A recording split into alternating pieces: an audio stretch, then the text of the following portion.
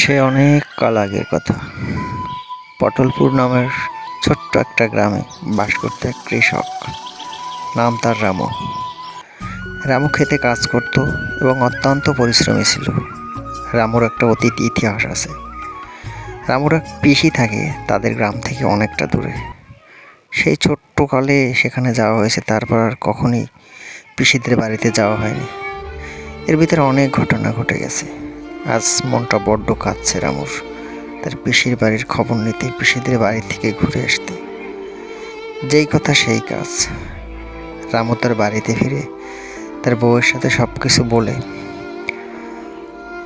মনস্থির করলো সে তার পিসিদের বাড়িতে যাবে। এই কথা বলে রামু বাড়ি থেকে বিদায় নিল। বিদায় নিয়ে ট্রেনে করে পিসিদের বাড়ির উদ্দেশ্যে রওনা দিল। যেতে যেতে অনেকটা বিকেল হয়ে পড়ল, সন্ধ্যাও গড়িয়ে এলো। স্টেশন থেকে নেমে রামু আর দেরি করলো না, খুব দ্রুত হাঁটা শুরু করলো। যেহেতু গভীর বন জঙ্গল দিয়ে যেতে হবে, পিসিদের বাড়িতে যাওয়ার পথটাও অত সহজ না। হাঁটতে হাঁটতে গ্রামের পথ ধরেই হাঁটা শুরু করলো। এর ভিতরে সন্ধ্যা নেমে এলো, গুড়ি গুড়ি বৃষ্টি আসতে শুরু করলো, বিদ্যুৎ চমকাচ্ছে। রামুরও পথটা ঠিকঠাক চেনা নেই, তারপরও নিজের উপর বিশ্বাস রেখে হাঁটা শুরু করলো। হাঁটতে হাঁটতে পথ যেন শেষই হচ্ছে না, হাঁটতেই রইল, বৃষ্টিও পড়তেছে। কেন জানি রামুর মনে হঠাৎ একটা সন্দেহ বাসা বাঁধল যে আমি কি ঠিকঠাক পথে এগোচ্ছি।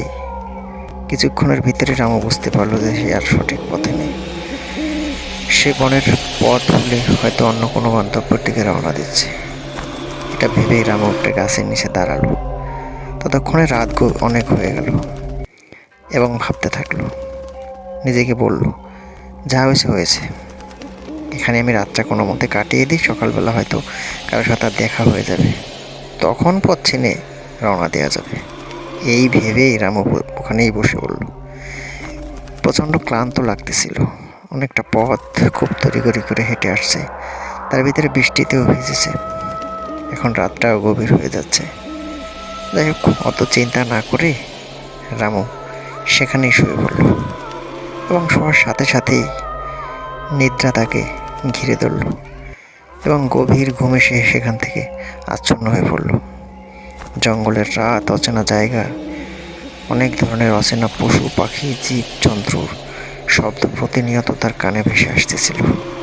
মনের ভিতরে একটা ভয় তো আছেই, সেটা নিয়েই রামু সেখানে নির্দ্বিধায় ঘুমিয়ে পড়ল।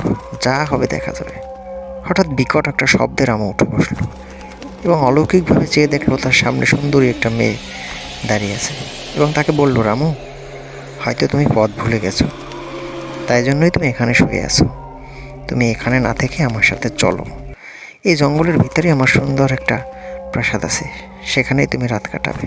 তোমার মতো অনেকেই পথ ভুলে যায় এবং আমরা তাদেরকে আপ্যায়ন করে সেখান থেকেই সঠিক পথের উদ্দেশ্যে তাদেরকে রওনা করাই দিই। তুমি কোনো চিন্তা করো না, তুমি আমার সাথে চলো, আমি তোমাকে কাল সকালেই সঠিক পথ দেখিয়ে দেবো। রামু কিছু না ভেবেই সেই মহিলাটার সাথে হাঁটা শুরু করলো। রামু একটা জিনিস লক্ষ্য করলো যে সে হয়তো জঙ্গলের আরও গভীরের দিকে চলে যাচ্ছে। এই ভাবতে ভাবতে হঠাৎ রামুর চারপাশের দৃশ্যপট চেঞ্জ হয়ে গেল। সে দেখলো তার চারপাশটা অন্ধকার হয়ে গেছে এবং তার পাশে সে মহিলাটাও আর মহিলা নেই, সে একটা পেতনির রূপ ধারণ করছে এবং আশপাশে অলৌকিক অনেক কিছু সে দেখতে শুরু করলো। কিছুক্ষণ পরে সে লক্ষ্য করলো তার পাশে যে মহিলাটা ছিল, পরবর্তীতে পেতনি এলো, সে তার থেকে লম্বা আকার ধারণ করলো। তখন রামুর আর বুঝতে কিছুই বাকি রইল না যে সে একটা পেতনির পাল্লায় পড়ছে এবং সে ভাবতে থাকলো যে এখান থেকে আসলে আমি কীভাবে বাঁচতে পারি। হয়তো বাঁচার কোনো পথই নেই, তারপরও শেষ চেষ্টাটা করে দেখতে পারি। রামু কিছু না ভেবে চিন্তা করলো সেখান থেকে সে দৌড় দিবে। ততক্ষণে পেতনিটা উল্টো হয়ে তার দিকে মুখ করেই অনেক ভয়ানক ভয়ানক কথা বলতেছে। এই ভেবে রামু সেখান থেকে দিল দৌড়। রামু পথের দিকে না দৌড়ে রামু দৌড়টা দিল জঙ্গলের দিকে, যাতে হয়তো একটু বেশি সে ভালোভাবে বাঁচতে পারবে। এইভাবে সে দৌড় দেওয়ার সাথে সাথে দৌড়তে থাকলো আর দৌড়তে থাকলো। দৌড়তে দৌড়তে একটা সময় মনে হলো রামুর যে পুরো জঙ্গলটাই হয়তো তাকে ভয় দেখানোর জন্য প্রস্তুত হয়ে বসে আছে। গাছপালা, তরুলতা সবাই যেন ভূত হয়ে গেছে। এটা ভেবে সে অনবরত দৌড়তে থাকলো। দৌড়তে দৌড়তে একটা সময় মনে হলো রামু একটা লোকালয়ে পৌঁছে গেছে, হয়তো সে বেঁচেও গেছে। এভাবেই শেষ হয় রামুর